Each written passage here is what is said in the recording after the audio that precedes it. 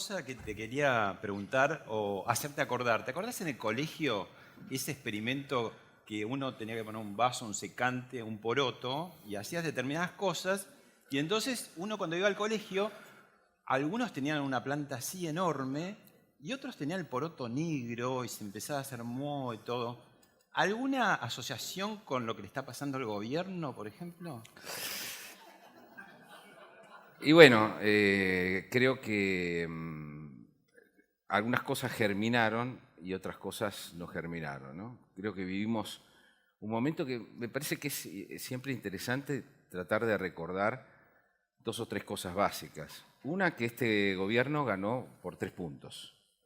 No ganó de una manera contundente, ni tiene mayorías extraordinarias, ni recibió un mandato de cambios, un mandato electoral explícito de cambios realmente dramáticos y copernicanos. Y que lo que está en juego, quiero insistir siempre e iniciar este asunto porque me parece que es la cancha donde se puede discutir, o por lo menos donde yo quiero discutir. Lo que está en juego en la Argentina es si la Argentina se va a dar a sí misma en los futuros años una democracia de partido único, como lo que venía insinuándose, o si va a haber una democracia republicana con alternancias moderna. Creo que esta discusión entre democracias es lo central que ocurre a la Argentina. Por supuesto que hoy la preocupación es si arranca la economía, si los brotes verdes, si la inflación, si va a rebotar, etc. Pero lo central, lo que se juega en la Argentina, la madre de todas las batallas, es una batalla entre democracias. Una democracia de partido único que no tiene nada que ver con la democracia republicana, que conecta con cierto nacionalismo, populismo y por supuesto con la idea de que hay una supremacía política que es la supremacía peronista, Sí. y que hay en este momento un gobierno no peronista, se descuenta que este gobierno es un gobierno normal que está marchando de manera absolutamente natural en su gestión, le puede ir bien, mal, pero nosotros estamos viendo una anomalía absoluta. Ningún gobierno no peronista logró terminar desde 1928 su mandato. Lo que sigue en juego, si un gobierno no peronista puede terminar su mandato de manera regular y si eso reorganiza la democracia. Ahora, ¿no crees que hay asumido consciente o inconscientemente tanto en quienes votan como en las dirigencias, como haber elegido un sistema de poder? Porque cuando vos analizás, efectivamente, en 1928 no termina un presidente no peronista sacando Pero los... esto no le escandaliza a nadie, Pablo, No, ¿no? lo que te digo es que los que más gobernaron en la Argentina en ranking son en años el peronismo en primer lugar y en segundo lugar los militares. Sí, el ¿No? Partido Populista y el Partido Militar.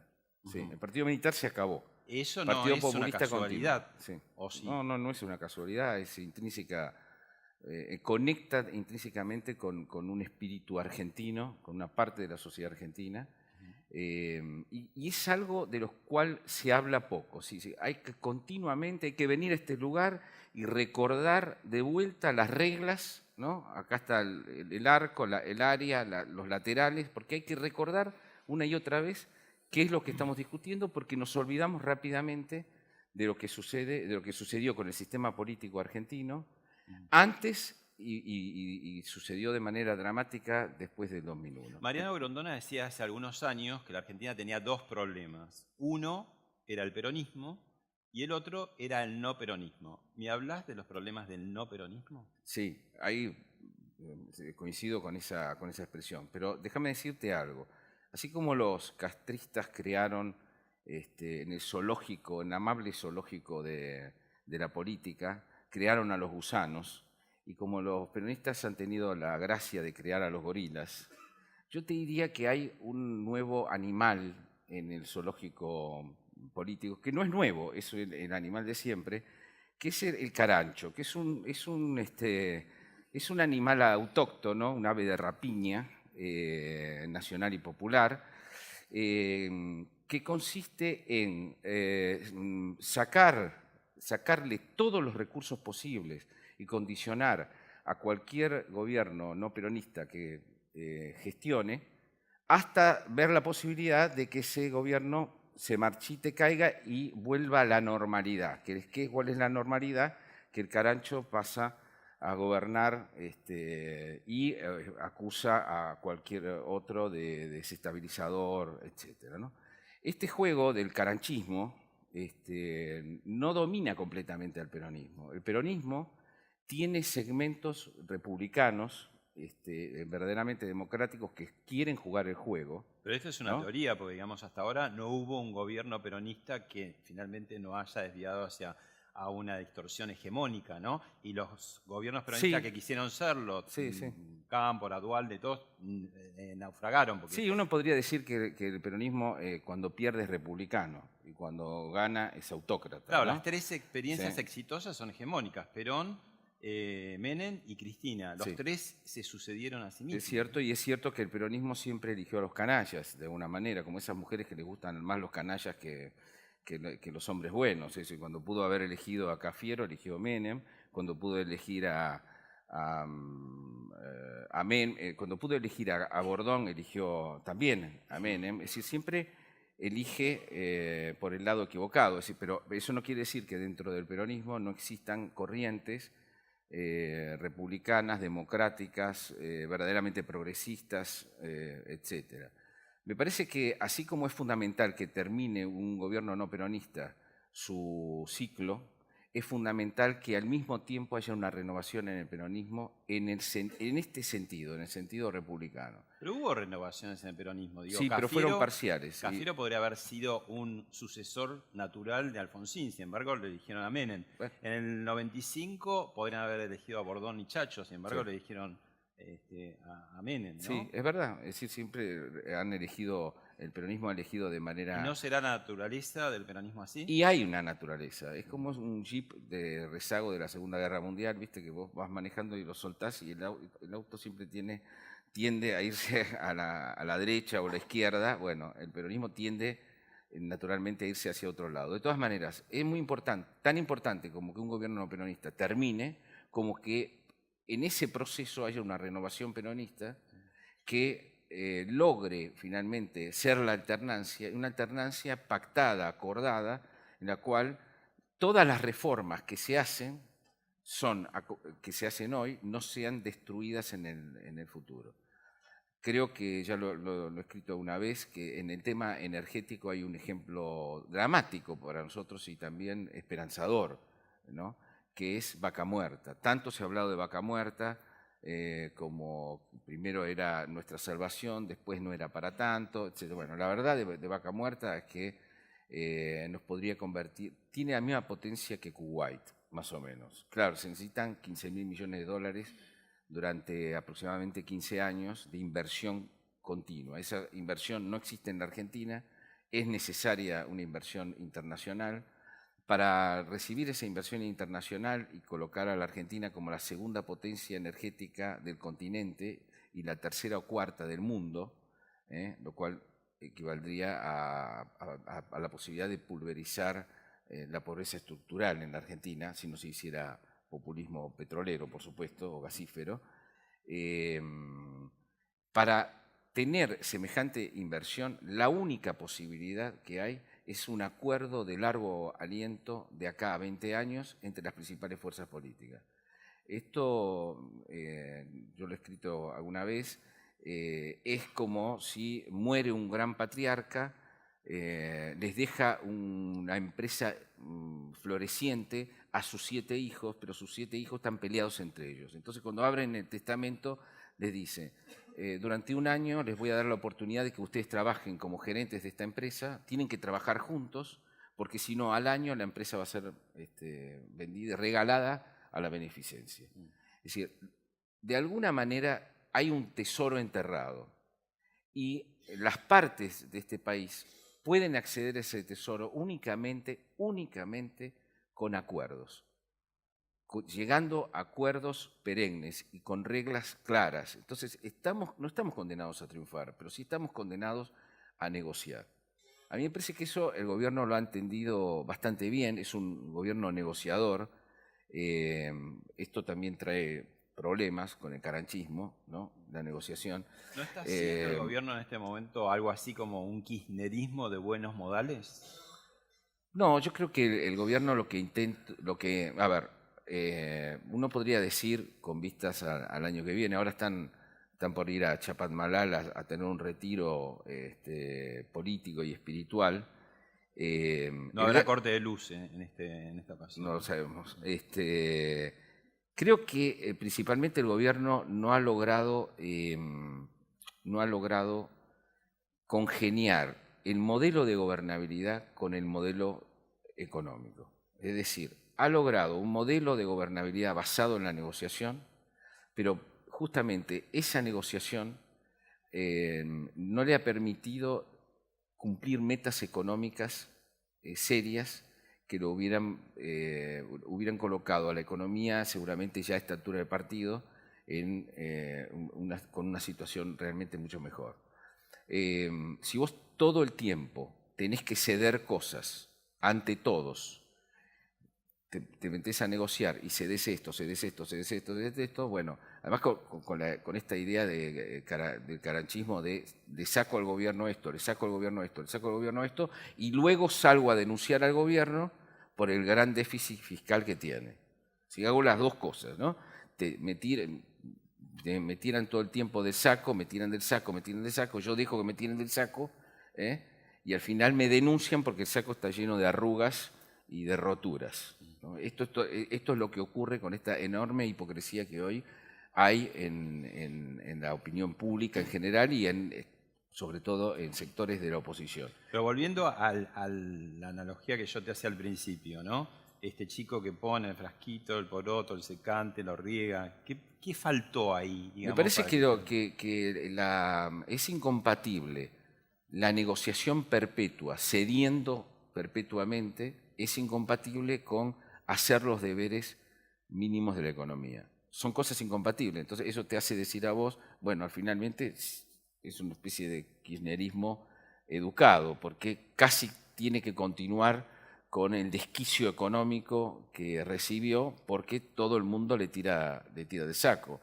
Y porque el gobierno hace bien en reconocer, cuando vos tenés 35 puntos de inflación, cuando tenés 6 o 7% de déficit fiscal, es indudable que la lucha, digamos que la paz social se paga con el déficit y que la lucha y el tironeo hace que vos no puedas eludir ni el sindicalismo como un actor social y político relevante, ni a las organizaciones sociales. Hoy las organizaciones sociales que luego van a determinadas publicaciones y cuentan la verdad, publicaciones especializadas donde cuentan, mirá, nosotros le tenemos que sacar a la derecha todo lo que podamos, mientras esté en el poder, ¿no? Pero después van a Carolina Stanley, le lloran, la miman, reciben prebendas, etcétera, pero tienen como un discurso hacia adentro de rapiña, digamos, ¿no? Pero ¿cómo no reconocer en un país que tiene el nivel de trabajo en negro que tiene, el nivel de desocupación, de estructura de pobreza que tiene, que además la pobreza medida por la UCA, entre el famoso 32%, es también ilusorio. La Argentina tiene una pobreza mucho más grande. 1 de cada 2 personas, o sea, el 50% de la población tiene alguna de las 4 necesidades básicas insatisfechas: vivienda, alimentación, salud, no me acuerdo, y alguna más, ¿no? Entonces, esa es la verdadera estructura de la Argentina. 1 de cada 2 argentinos está hundido. Entonces, esta es la realidad argentina. Insisto, creo que el peronismo es gran responsable de que hayamos llegado a esta estructura que tenemos. Que yo lo veo al peronismo en dos facetas. Por un lado, colaborando, por un lado, racionalizando su propia derrota, y por otro lado sin una autocrítica verdadera, porque las autocríticas que estamos escuchando son autocríticas tácticas. Además, ahora se amparan en dos cosas: en el triunfo de Trump, que a muchos peronistas les parece que Trump es peronista y que lo reivindican, algunos en silencio porque les da vergüenza, creen que Trump es un peronista que viene a hacer peronismo, entonces se sienten justificados de alguna manera. Y en segundo término, como la economía no termina de arrancar, sienten que eso borra las enormes decisiones catastróficas que tomaron no solo en esta última década, sino durante todo este tiempo. Ya que Digamos, saliste a volar por el mundo en busca de Trump, te deposito en otro aeropuerto, Roma, y en Roma está el Vaticano. Sí. ¿Cómo juega el Papa Francisco en todo esto? El Papa Francisco juega así, yo creo que el Papa Francisco no soñaba con ser Papa, sino con ser Perón. Le salió ser Papa. Qué sé yo. Con las hambrunas que hay en el mundo, con los quilombos que hay en el mundo, los incendios que hay en el mundo, el Papa se dedica todas las tardes en Santa Marta a ver si Grabois va, si la interna de los jueces, y eso lo hace con una pasión personal, como Longobardi le gusta jugar al golf, por ejemplo. El Papa Francisco le encanta jugar al golf de la política argentina, digamos, ¿no? Hay muchas anécdotas de Bergoglio, antes de ser Papa, donde su pasión total era meterse en la política, etcétera, ¿no?